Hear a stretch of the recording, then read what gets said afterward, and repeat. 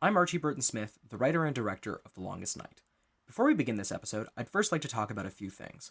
First, the featured cause of this episode is the Black Legal Action Centre, an organization providing free legal services to low or no income Black Ontario residents. Despite what certain politicians claim, Canada is a country with a significant systemic and anti-Black racism issue.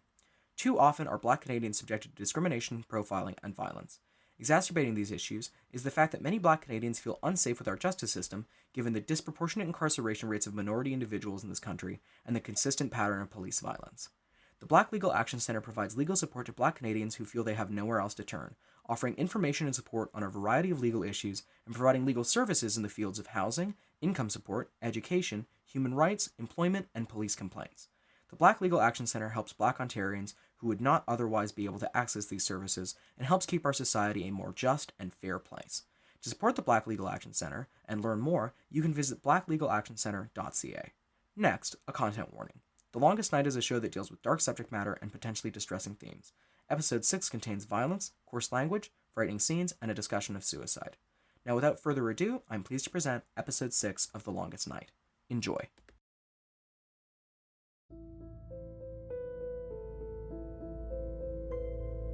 UC Follies presents The Longest Night, a radio play by Archie Burton Smith.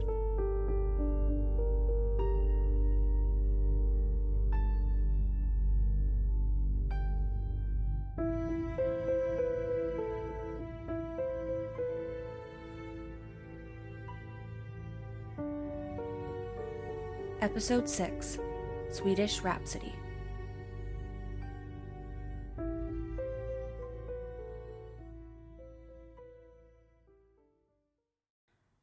Chapter 11. Are you receiving?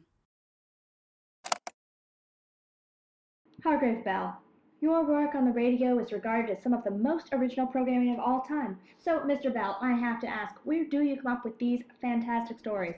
Well, I've always been of the mind that the best stories come from what we know. Mine are no different, I just write my experiences. But with a supernatural twist, of course. Sure. I mean, you take stories that happen to you and add an element of fiction and horror to make them more interesting, right? Not all horror is fiction, my friend. Sometimes our world is far more frightening than we could ever expect. Okay then, now on to some questions about earlier pieces of yours. That recording is from a 1952 interview with Hargrave Bell, an acclaimed writer who created a plethora of science fiction radio plays in the late 40s. I first stumbled onto his work by accident. When I was little, I found a cassette tape of Bell's collected works in my mom's closet and listened to them. They were eerie and creepy, but I absolutely loved them. I tried to tell my mom about them, but she got angry and told me not to root through her things.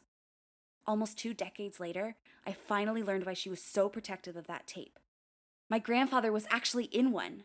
He played a lead role in The Voice from Beyond, a Bell play from 1948. That play is actually the next tape you're going to hear. I listened to it after my escape from the house. I should note, it was a miracle I managed to get out relatively scuff-free. After hurling myself out the window, I landed in some bushes, softening the fall. I was cut in a few places by the glass, but nothing too bad. I hitched a ride with some passerbys back into town. That's how I found myself patching up a few cuts and listening to an old radio play in my motel room. Southern Telecom Radio is proud to present The Voice from Beyond.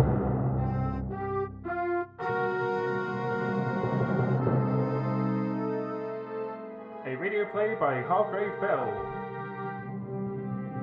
Starring Clark Wilson as Sheriff Logan Beck, Angeli Damon as Dr. Cordelia Summer, Bobby Norman as Bobby Kittner, and featuring Chuck Frankenstein Farrell as The Voice.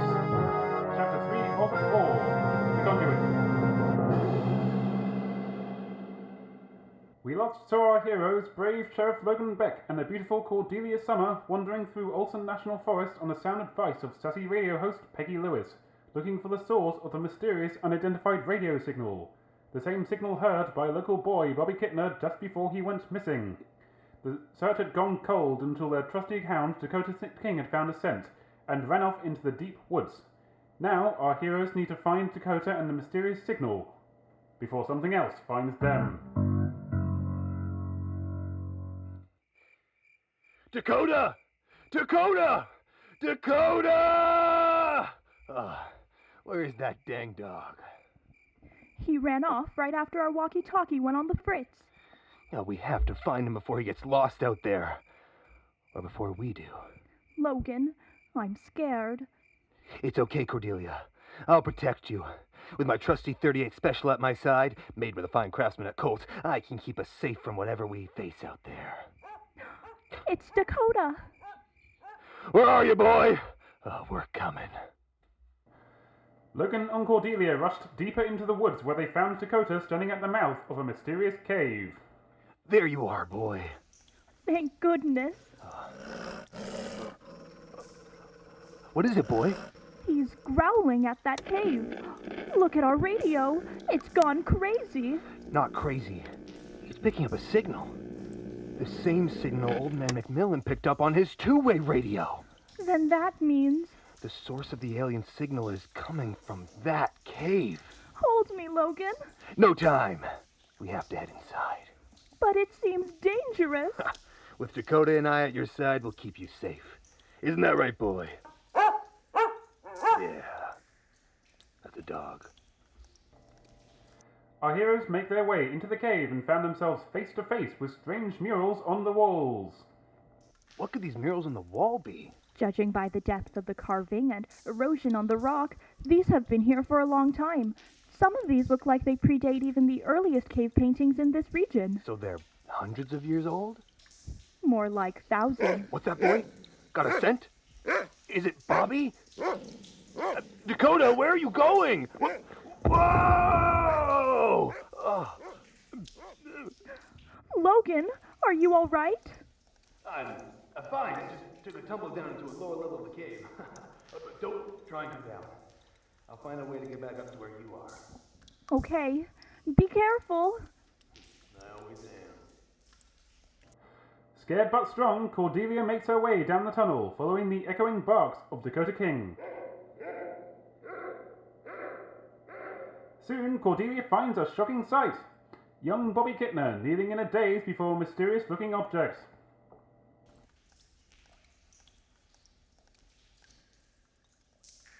Oh my goodness. Bobby, is that you? What? I don't feel so good. Bobby, we're going to get you out of here. Logan? Logan? Are you there? I found Bobby. Logan? What is it, boy? My walkie-talkie. But Logan lost his. Who could be calling? Left, right.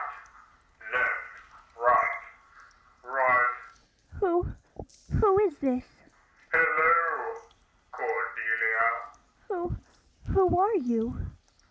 I'm a friend. Don't! What's that, Bobby? Don't listen to it! It's evil! That's not very nice, Bobby. We've had such fun in here. You're the one who took Bobby, aren't you? I didn't take anyone. Bobby came here willingly. Didn't you, Bobby? Yes. I came here to play. With my friend. And you can stay with us too, Cordelia. Stay here with us. Forever. No, we're leaving. Cordelia, I know you've been telling lies. What? Telling everyone that you and Logan are just friends. But you want to be more than that, don't you? Yes. How did you know that? Because I listen. Like a good friend should. I'm always listening. Whenever you talk on the phone, whenever you listen to the radio, I can hear you. And I hear that you love Sheriff Beck. Who are you? A friend. A friend who knows that he has eyes for that radio host, not for you. That's not true. Oh, but it is. They share glances.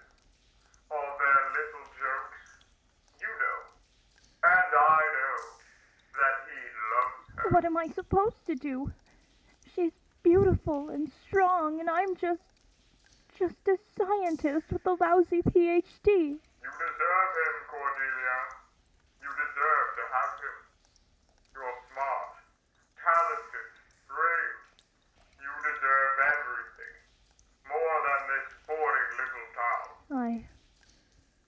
do deserve it, don't I?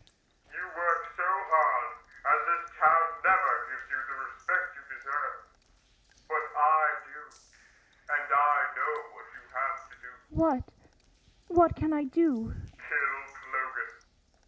Pick up that rock over there. Yes, that one. And kill him. Then everyone will take you seriously. Okay. Good. Then everyone will know that you deserve respect. Cordelia, there you are. I've been calling your name.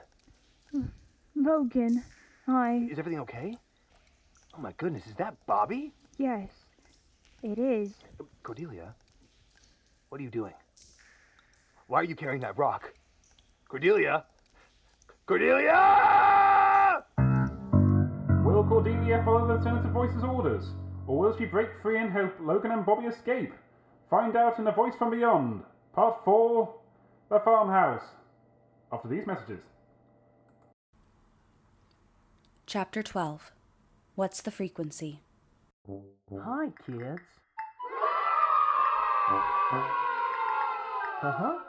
Nice to meet you. The Voice from Beyond is brought to you in part by Carmel Toys and their fabulous new product, Uncle Elroy, the talking bear. Uncle Elroy is the first talking toy from Carmel Toys. Just pull his string and hear him sing. The wheels on the bus go round and round.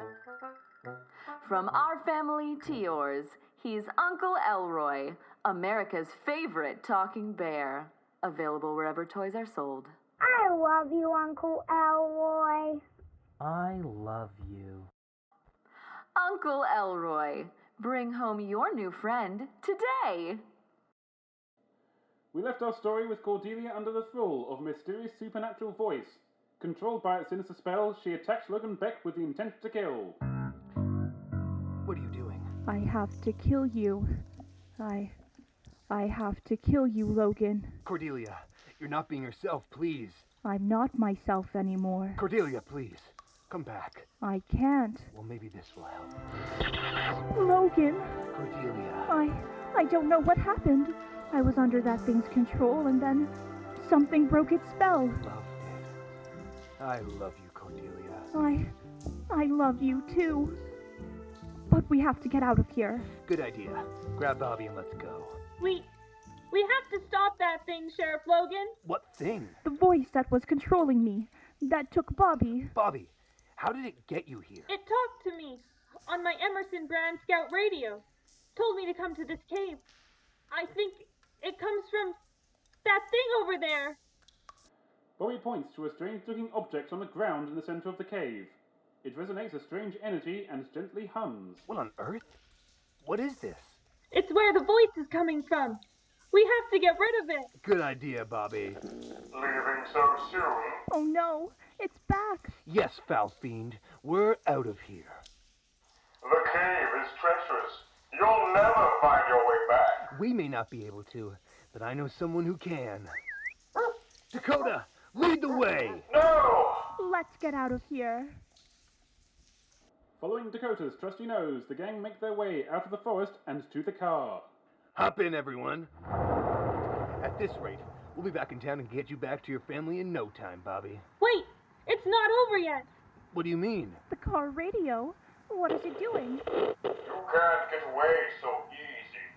Anywhere that you have a radio signal, I'll be there. How do we defeat a foe as sinister as this evil voice? We need to get it to somewhere its signal can't be picked up, where it will never be found. Where should we take it then? I know a place, Sheriff Logan. Where? We can bury it in my basement. My family never goes down there. Good idea, Bobby. Then we can pour concrete over top. That way, no one can ever find it. To Bobby's house! And so, the gang make their way to Bobby's house. After reuniting Bobby with his family, Logan and Cordelia work together to bury the mysterious conduit. Well, that should be the end of that. We got that hole dug so fast. Well, we had some expert assistance. Finally, this nightmare is over. Indeed. I guess I owe you that drink, huh, Miss Summers? Make that a double. Phone for you, Sheriff Beck. Thanks, Bobby. Hello? This isn't over. Oh, it's you. You may have buried me away and limited my reach, but one day I'll get out, and I'll make the whole world suffer. And I'll be there to stop you. Curse you, Sheriff Logan. Bye-bye now. Who was that? Must have been a wrong number. Now, where were we? I believe you were buying me a drink and getting Dakota a juicy bow. Done and done. And so, our heroes defeated the sinister voice from beyond and lived happily ever after. This has been Hargrave Bells, the voice from beyond, brought to you by Southern Telecom, Cult Manufacturing, Emerson Radios, and Uncle Elroy by Carmel Toys. Tune in next week for a new installment of Denson Wilcox's Last Best West.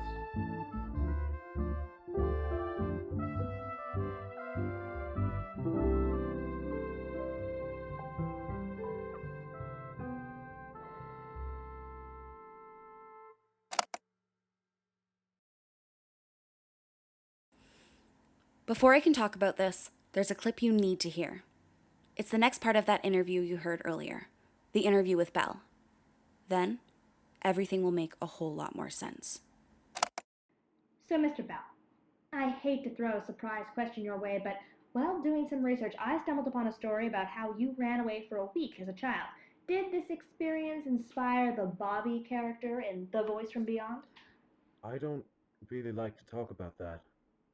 It was a trauma that I have not yet recovered from. I'm sorry, I was unaware it was a traumatic experience.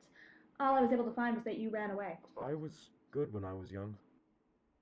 I listened to my mother and I was always home on time. I did not run away. I was taken. Taken?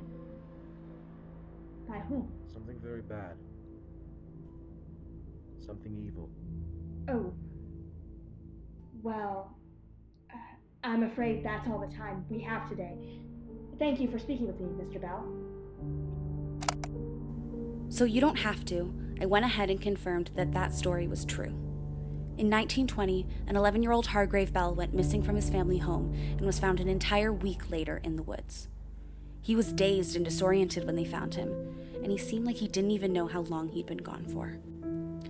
Police questioned him, and he simply told them that he had been asked to come to the woods by a friend of his. They say life imitates art, but the similarities between this play and the events that happened around my family are too uncanny to ignore. Hearing Hargrave say that he was taken to the woods by a friend was uncanny as well. This mysterious voice from the radio play, the friend that took Hargrave, and the thing stalking my family, there was no way they weren't connected. I believe Hargrave found something when he went missing, something like the conduit from the play, and buried it in the basement, and that conduit was the host to some sort of entity. An entity that can only communicate through radios or phones or recordings. A presence made entirely of sound. I know what you're thinking. Jess has lost it. When I first started to consider the existence of this entity, I thought I was going insane too. Until I heard the ending of this tape. Apparently the studio accidentally left the tape running and recorded this conversation between Hargrave and my grandfather. Hearing this, the connection between this entity and my family becomes horribly clear. Hey, Hargrave. Amazing show today, as always. Thank you, Clark.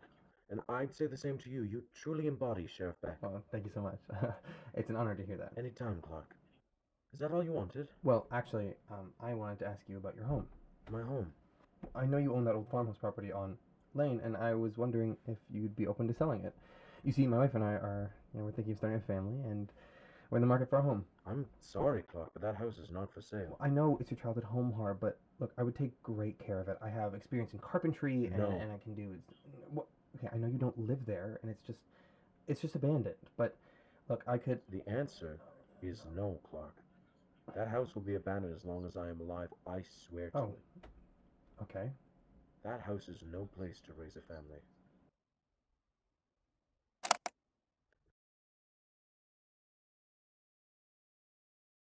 But Hargrave wasn't alive much longer. Just 4 years after that conversation, Hargrave was found dead in his New York apartment. He had committed suicide, the details of which I will not share here, and his various properties were put up for auction after his death was ruled non-suspicious.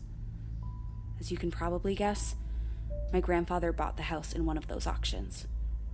He and Judy moved in 1953, and in a way, sealed their fate. My grandfather should have listened to Hargrave.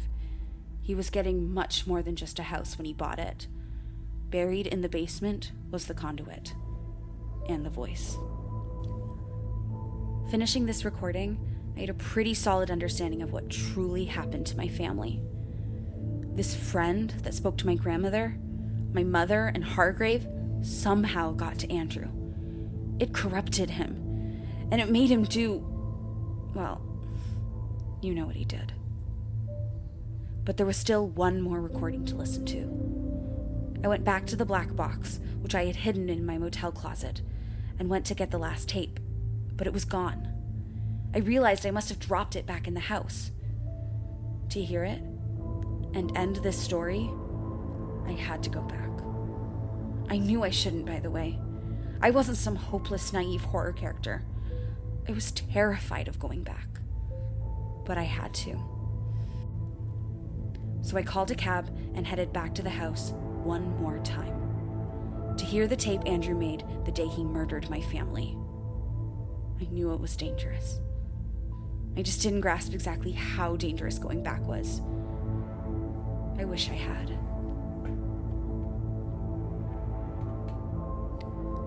One more thing. I know I said Hargrave's death was ruled non-suspicious, but there's an element I want to highlight about it.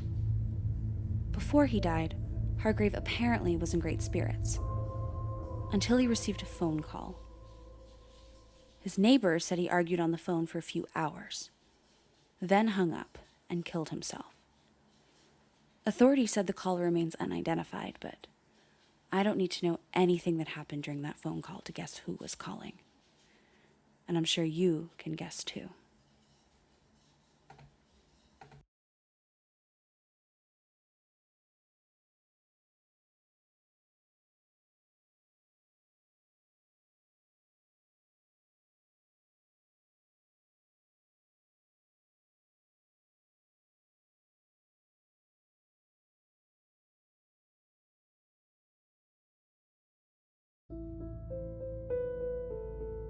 The Longest Night, starring Elizabeth So as Jess Yock, Kit Domansky as Sarah Wilson, Adrian Pavone as Andrew Wilson, Lova Beckwith as Greg Wilson, Casey Belding as Kit Wilson, Brendan Rush as Clark Wilson, Olivia Thornton Nickerson as Judy Wilson, with Julia Pape as Daisy, and Ashley Zwick as The Friend. Featuring Martin Konka as the narrator, Zaharine Tarafdar as Erin Richardson, and Jasmine Cabanella as Cordelia Summer. Additional voices by Archie Burton Smith, Sabrina Weinstein, Morgan Beck, Beatrice Friedman, Michael Elliott, Aminda Basmont, and the entire Longest Night cast.